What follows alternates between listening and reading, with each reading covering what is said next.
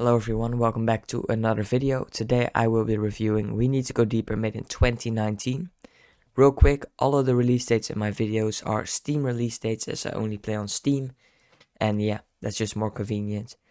We Need to Go Deeper is an indie underwater exploration game that uses its hand-drawn graphics well to make the game feel authentic. But the hand-drawn style doesn't make the dark depths any less scary. Especially when you just came out of a dark cave and the submarine doesn't have lights on yet.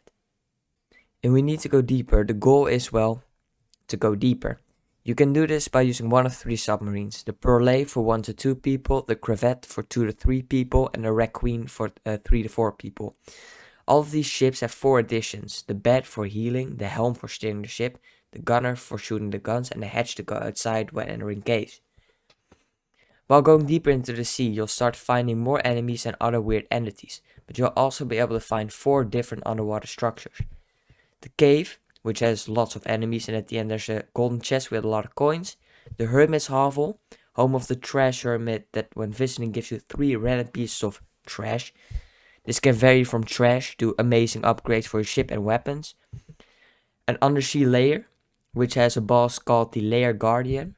The Lair Guardian is a very strong boss and it doesn't give that great loot.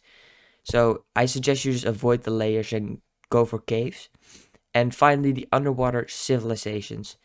These civs sell items for coins you collected in caves. But if you want something that you can afford, don't worry, mass murder exists.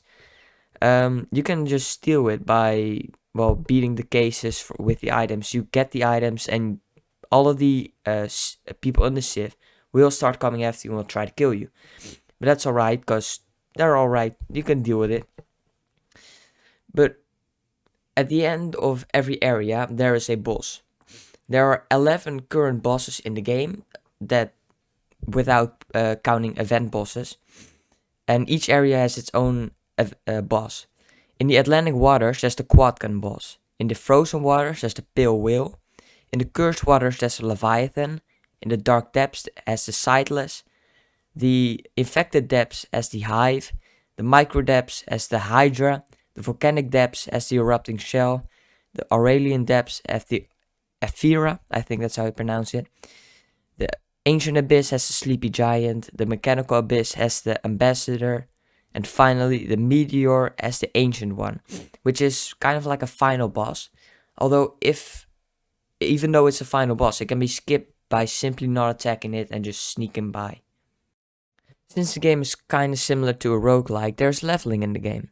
You get XP for every fathom you go down, teammates you heal, and enemies you kill. But there are more, but they barely give XP, so it's not worth it. Each level up, you can unlock new items which you can buy in the store for gold.